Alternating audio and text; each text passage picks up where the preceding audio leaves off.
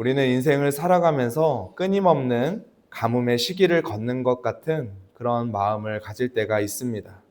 아무리 수고하고 애써도 얻는 것이 없고, 간절히 부르짖어 기도해도 하늘은 굳게 닫히고 단 한 방울의 비도 내려주지 않는 것 같은 그런 시기를 지날 때가 있습니다. 오늘 말씀의 배경이 되는 이스라엘 백성들의 상황이 바로 그러했습니다.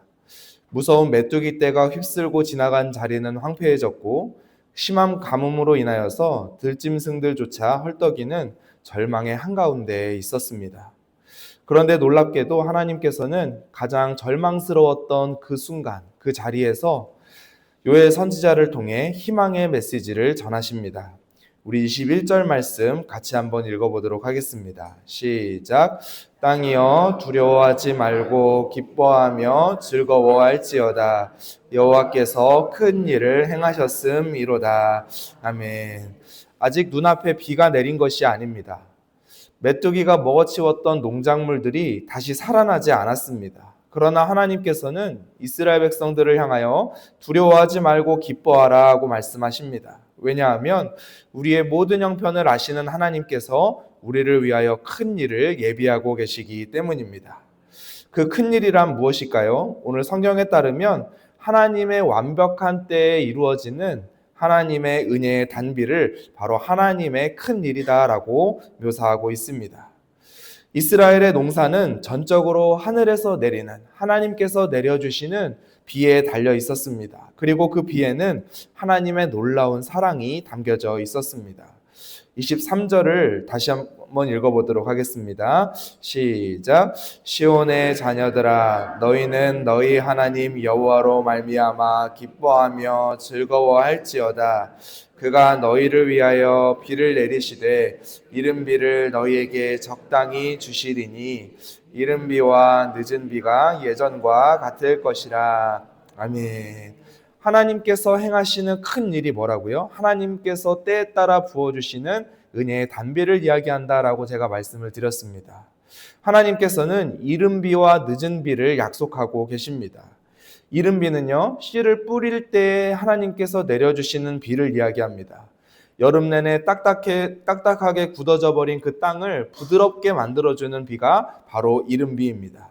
반면에 늦은 비는 어떤 비입니까? 수확 시기에 내리는 비입니다. 그렇기 때문에 열매를 알차고 풍성하게 거둘 수 있도록 해주는 비가 바로 늦은 비라고 하는 것입니다. 만약에 씨를 뿌릴 때 비가 내리지 않으면 농사를 시작을 할 수가 없습니다. 반면에 거둘 때 비가 오지 않으면 풍성하게 거둘 수가 없습니다. 마찬가지로 하나님께서는 우리의 삶이라고 하는 밭에도 이와 같이 역사하여 주신다는 것입니다. 때로는 이른 비로, 때로는 늦은 비로 그 시기에 맞게 하나님께서 우리의 삶 가운데 역사해 주신다라고 하는 것입니다. 하나님께서 내려주시는 비는 아무렇게나 내리는 비가 아닙니다. 하나님의 계획과 하나님의 역사하심 가운데 미리 준비하셨다가 우리의 삶 가운데 가장 필요한 시기, 필요한 장소에 내려주시는 비가 바로 하나님의 비라고 하는 것입니다. 바로 이것이 하나님께서 행하시는 큰 일, 그리고 기가 막힌 타이밍에 역사하시는 이른 비와 늦은 비의 은혜입니다. 그렇다면 우리는 한 가지 중요한 질문을 던지게 됩니다. 하나님께서 이스라엘 백성들에게 뭔가 상황을 바꿔주시고 기뻐하라고 하신 것이 아니라 여전히 절망 가운데 있는데 기뻐하라고 말씀하시지 않았습니까? 그렇다면 그렇게 완벽한 하나님의 은혜를 우리 삶 가운데 내려주시는데 왜 지금 내 삶 가운데에는 당장에 비가 내리지 않는 것일까요? 우리는 자연 만물을 만드신 하나님의 놀라우신 창조의 섭리 가운데에서 그 해답을 찾을 수가 있습니다. 하늘에서 내리는 비를 한번 생각해 보시기 바랍니다. 비는 어느 날 갑자기 허공에서 툭 떨어지는 것이 아닙니다. 눈에 보이지는 않지만 땅에서는 수증기가 그리고 물이 증기가 되어서 기체가 되어서 하늘로 올라가고 있습니다. 그리고 그 수증기가 모여서 구름이 되고 그 구름이 차곡차곡 쌓여져서 무거워졌을 때 마침내 비로 내리는 것입니다. 우리의 기도도 마치 이것과 같지 않습니까? 지금 우리 눈에 보이지는 않지만 물들이 수증기가 되어서 하늘로 올라가고 있는 것처럼 우리의 간절한 기도도 하나님 앞에 올라가고 있습니다. 우리가 메마른 땅과 같은 그런 우리 마음속에서 간절하게 올려드리는 이러한 기도는 마치 보이지 않는 수증기처럼 하나님께로 올라가 하나님의 보좌 앞에 하나하나 쌓이고 있습니다. 기도가 허공에 흩어져 사라지는 것 같지만 결코 그렇지 않다고 하는 것입니다. 그러므로 당장 비가 내리지 않는다고 해서, 기도의 응답이 당장 눈앞에 있지 않는다고 해서 하나님께서 일하시지 않는 것이 아닙니다. 보이지 않을 뿐 하나님께서는 차곡차곡 우리의 기도를 하나하나 모아서 은혜의 구름을 만들고 계십니다. 그리고 결국에 그 은혜의 구름은 그 물을 머금고만 있지 않을 것입니다.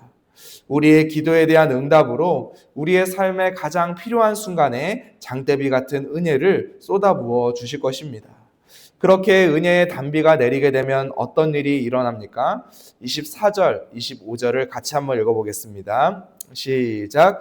마당에는 밀이 가득하고 독에는 새 포도주와 기름이 넘치리로다. 내가 전에 너희에게 보낸 큰 군대 곧 메뚜기와 느치와 황충과 팥중이가 먹은 횟수대로 너희에게 갚아주리니. 아멘.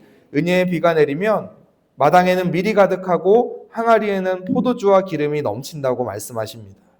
무엇보다 놀라운 것은 과거 메뚜기 떼가 먹어 치워버렸던 그 고통의 세월, 그 아픔의 세월을 그 잃어버린 줄로만 알았던 그 눈물의 시간들까지도 하나님께서 갚아주시고 보상해 주신다는 사실입니다. 한마디로 우리가 응답을 기다리며 간절하게 기도했던 그 힘들고 고통스러웠던 시간은 결코 버려진 시간이 아니다라고 하는 것입니다. 그 모든 시간들까지도 하나님께서는 기억하고 계시고 응답하여 주실 것이다 라고 말씀하고 계십니다. 버려진 시간이 아닙니다. 내 영혼의 수증기가 간절히 하나님 앞에 올라가 은혜의 구름을 만들었던 가장 거룩하고 치열한 준비의 시간이었던 것입니다. 기도가 쌓인 만큼 하나님께서는 우리의 비어있는 항아리를 더욱더 놀랍게 채워주실 것입니다. 사랑하는 성도 여러분, 오늘 이 말씀을 깊이 기억하시기 바랍니다. 기도가 쌓일 때 하나님의 때에 맞는 은혜가 임합니다. 당장 내 머리 위에 구름이 보이지 않고 떼약볕만 내려진다 할지라도 절망하지 마십시오. 엘리야가 갈멜산 꼭대기에서 무릎에 얼굴을 넣고 7번이나 간절하게 기도했을 때 저 멀리 바다 가운데에서 손바닥만한 구름이 일어났고 그것이 마침내 온 하늘을 뒤덮었던 비가 되었던 것을 기억하시기 바랍니다. 우리의 형편을 아시는 하나님, 그리고 내 사정을 아시는 하나님께서 이른 비와 늦은 비를 준비하고 계십니다. 그렇기 때문에 하나님께서 은혜를 주실 때까지 우리는 끊임없이 기도를 하나님 앞에 올려드려야 하는 것입니다. 그럴 때 우리는 본문 27절의 말씀처럼 마침내 비가 내리는 그날 우리 가운데 계신 분이 오직 여호와 우리 하나님 한 분뿐이심을 깨닫게 될 것입니다.